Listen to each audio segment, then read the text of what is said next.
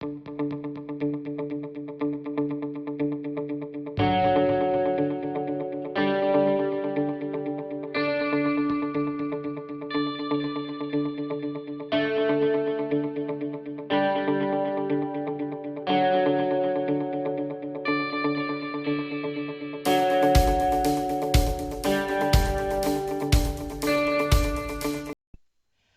good morning, Crafting Journey here. That Journey Chick on Instagram. Hope you're following me on Instagram. And if you're new to the channel, welcome. So glad to have you on this journey. So, no, I did not finish Alice in the Bottle. And yes, I'm going to work today. Gotta go to work. Work, work, work. Yeah, gotta go into the office. I work every day. But I have to go into the office because somebody needs to answer the phones. I think I just, um, so I'm almost there, guys. Last little push, just have this part. I have like 2 colors left to fill in, and then I'm done. Yeah, it's pretty. So that is Alice in the Bottle, and then we'll get Alice Lost back out. Cause it's the year of Alice. Hey guys, what did the beaver say to his son? I'll give you a minute to ponder that one. I have no idea. I gotta look it up. He said, "Close the damn door." And the beaver's son said, "I can't. It keeps sticking up." Funny, huh? Anyway, whatever. So today is National Banana Bread Day. Ooh. If I remember to, I will put my banana bread recipe right there. To back it up, reverse watch the video, then reverse it and find the banana bread recipe. I, during when the pandemic first started, I thought, oh, I'm going to put some recipes up because everybody's bored. Everybody did banana bread recipes. I did too. I jumped on that bandwagon. I put up a few different recipes, but it was fun because at the time I lived in a different house, and I had this big, gorgeous kitchen that I could do it in. My kitchen now has it's a galley kitchen, what I have now, and it's not conducive to filming. But yeah, so let's find this one of these last colors to fill in.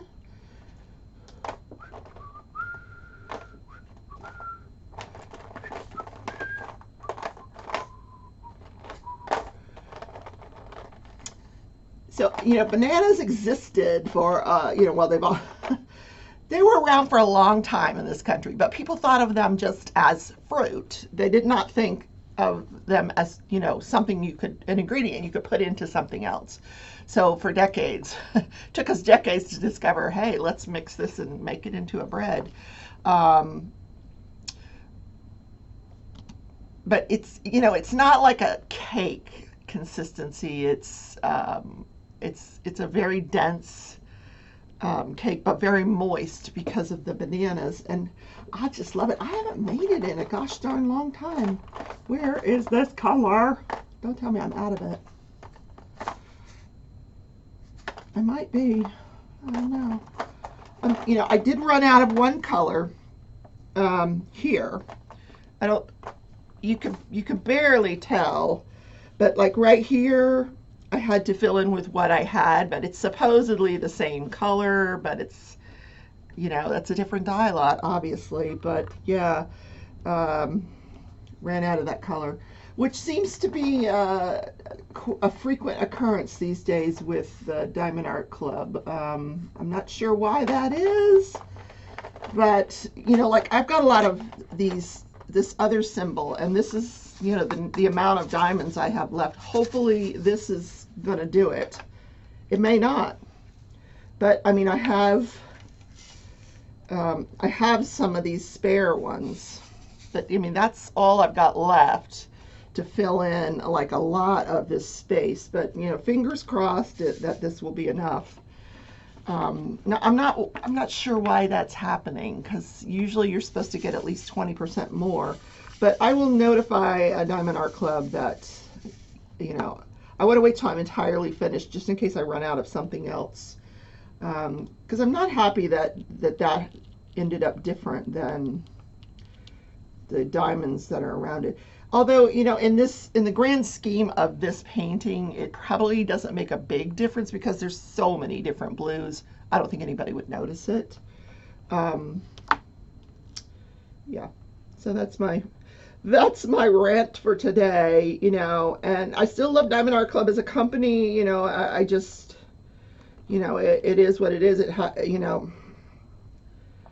I think they need to look at how the diamonds are being packaged or weighted, because it's not coming out correctly. I understand my friend who just did a Diamond Art Club ran out of a couple of colors as well in her painting. All right. So, Judge, Jury, and Journey. Can't wait to talk about the Prokopovitz trial. Look, I said it. Curly's trial. Yes, let's get some coffee first. Um,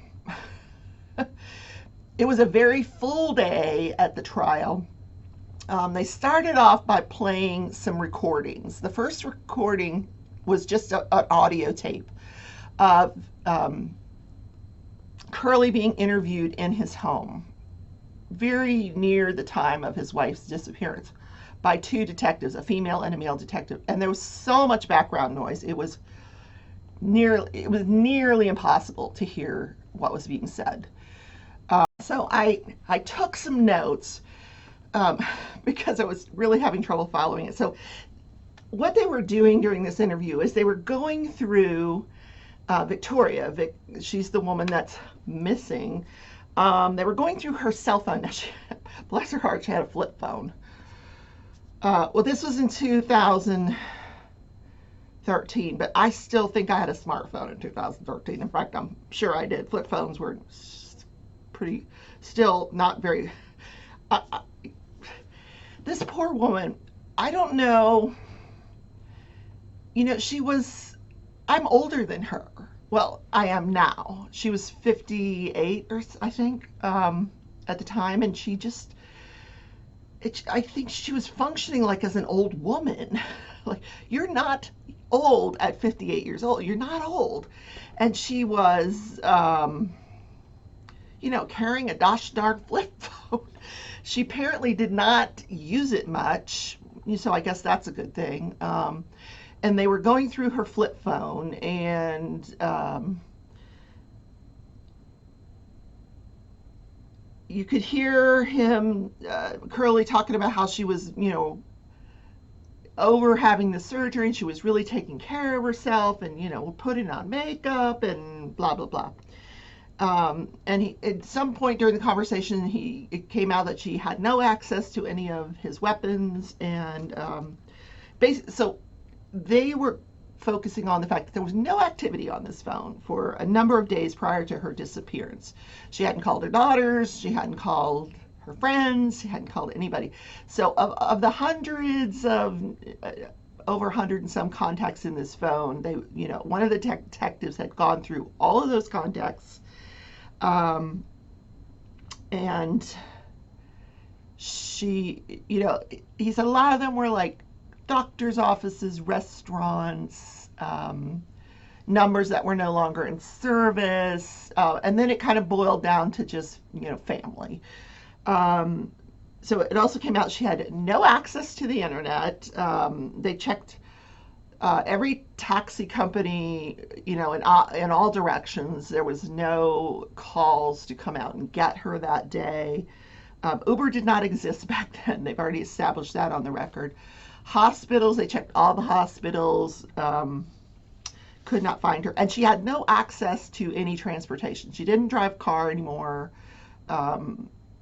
Although she could have got into I guess she still knew how, but the husband's work truck was still there, and her son was gone for the night. So, and there were no bicycles available to her. So, yeah, she no access to transportation. So then the next tape that they showed was a a videotape of they were interviewing a Curly at the police station, where they go into one of those little rooms and they've got the table and the chair, and and they're supposed to be intimidating him. And the one thing that struck me about this interview, because I could not hear it, nobody in the chat could hear this interview. It was like, when you go to watch, if you've ever tried to watch a bootleg video out of the theater, like somebody's gone into the theater and slid down in their seat and held the camera up and filmed it. Have you ever tried? And you can't understand a damn thing. This was what was going on. I could not understand a word of what was being said. There was two detectives there and Curly, but and it went on for close to an hour, I guess. No, 3 hours. I don't know. It was a long time, but I couldn't understand it. They were trying to go over, like, why didn't you search for her, that kind of thing. And I would love to have heard his answer, but what came across to me was, first of all, physically. Now, when you look at the guy that's sitting at the defense table, this is a very heavy guy. He's clearly obese now. Much older, because 8 years have passed. He's got like a comb over, and he's all he needs an eyebrow lift. But the guy that you see in the tape, I thought it was a different person. Very much in shape, thin, not thin, but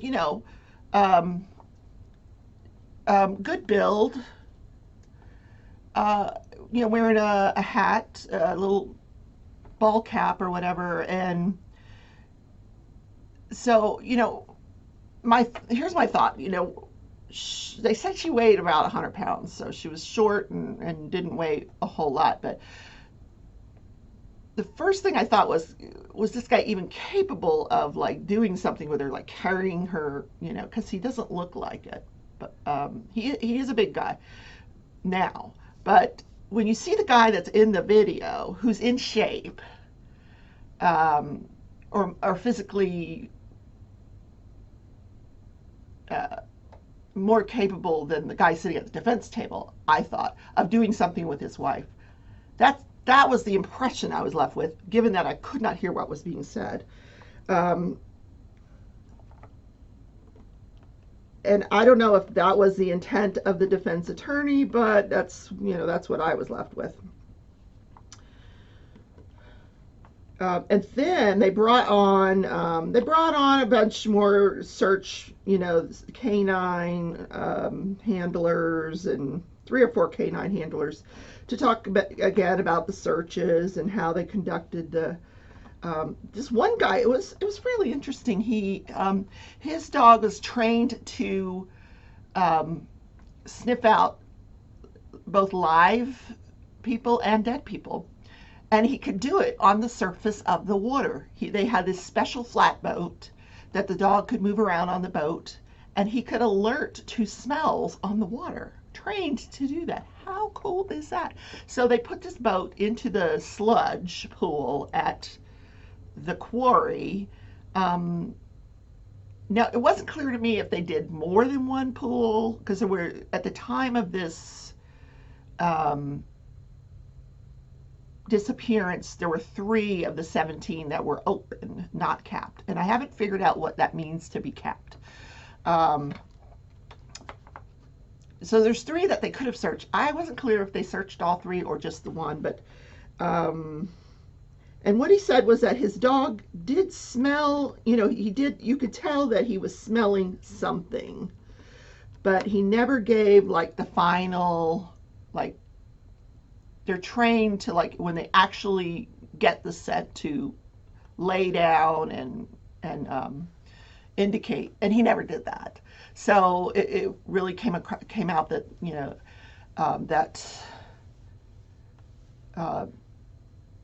the dogs didn't find anything. But what I found very interesting was that this um, dog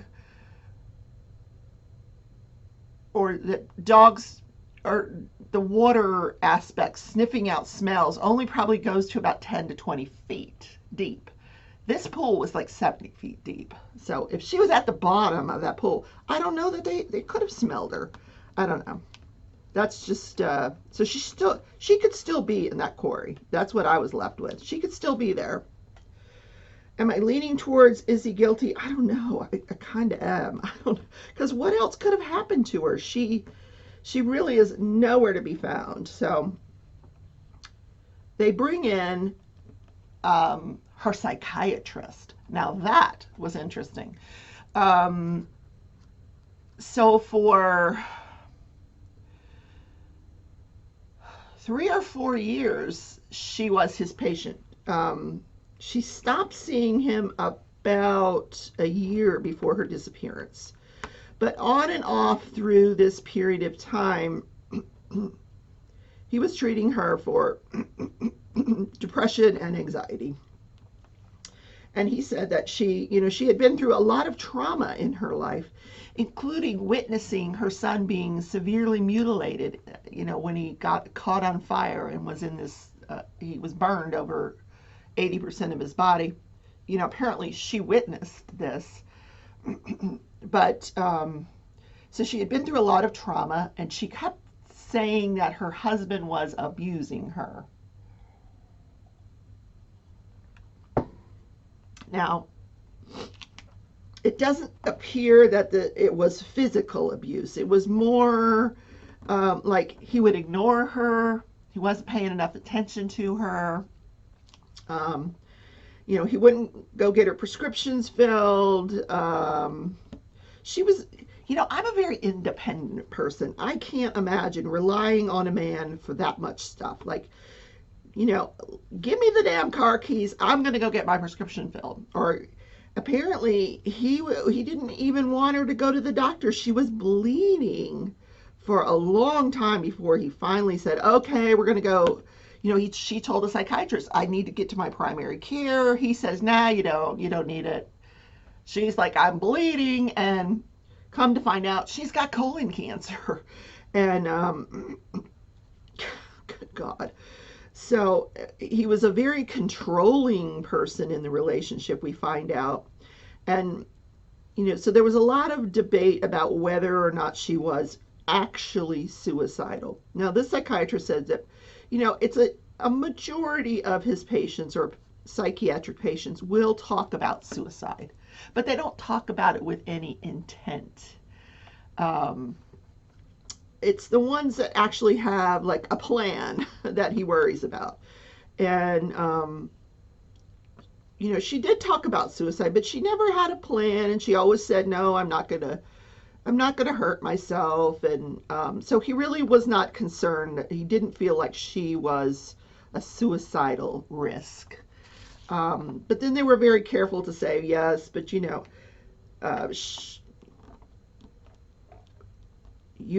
That was only for the time that you treated her. You didn't treat her you weren't treating her at the time she disappeared. And he's like, well, that's true. It could have changed. She could have changed. So who knows? But I thought it was an interesting testimony. So that was the Prokopovitz trial, day 4.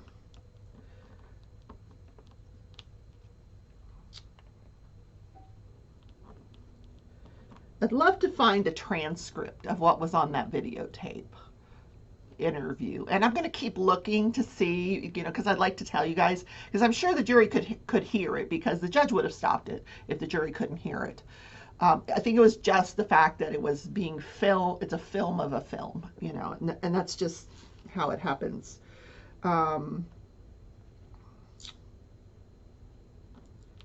So,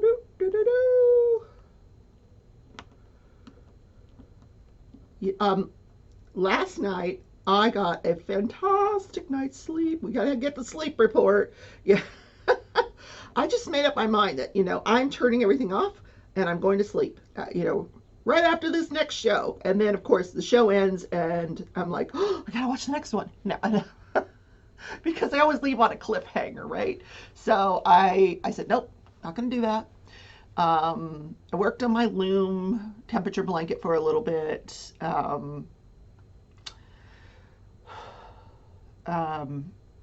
yeah, I worked on this painting for a good 2 hours. I did. I don't know. Am I just a slow diamond painter? Maybe I am. Or is it, it's that I do so much other stuff because I didn't knock off work till like 4:30 yesterday. I had a lot of stuff to do. Mondays are always busy. Today probably won't be as busy.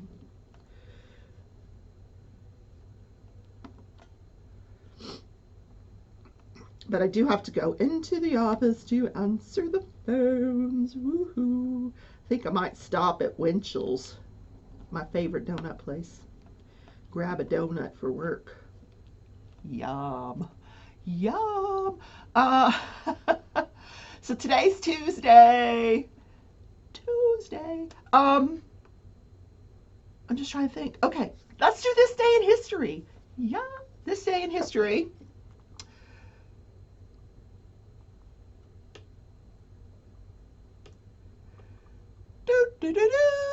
Oh, this is an interesting one. Given that we're, in a pandemic, we're all trying to get this vaccination, or I've gotten mine.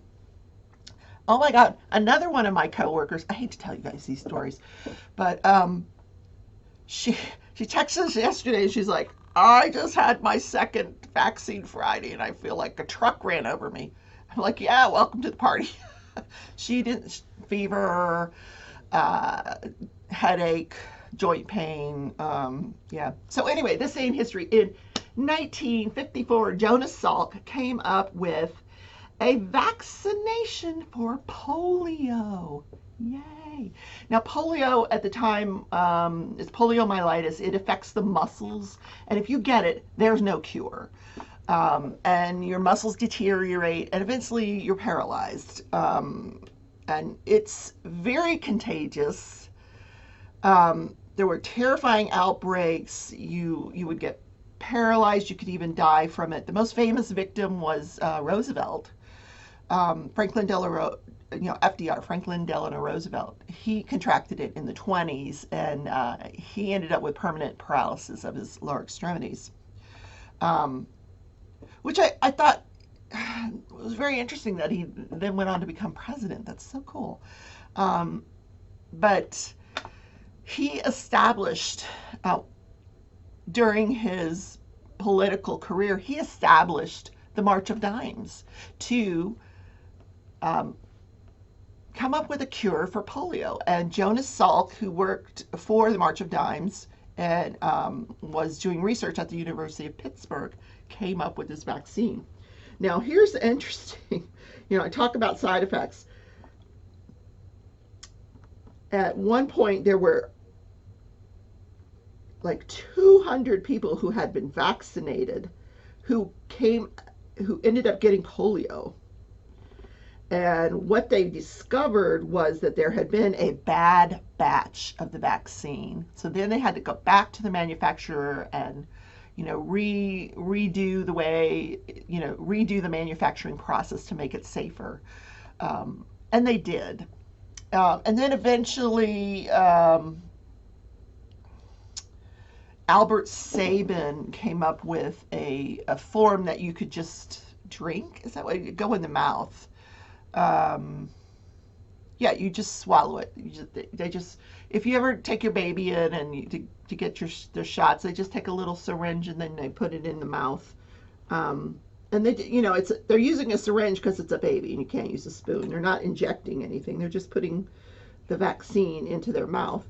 So that's how it's administered now. But polio, that vaccine eradicated 99% of polio cases.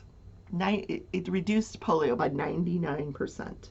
It's virtually, it just doesn't happen anymore. But so polio does still occur in, underdeveloped countries where they don't have the vaccine, but it's rare.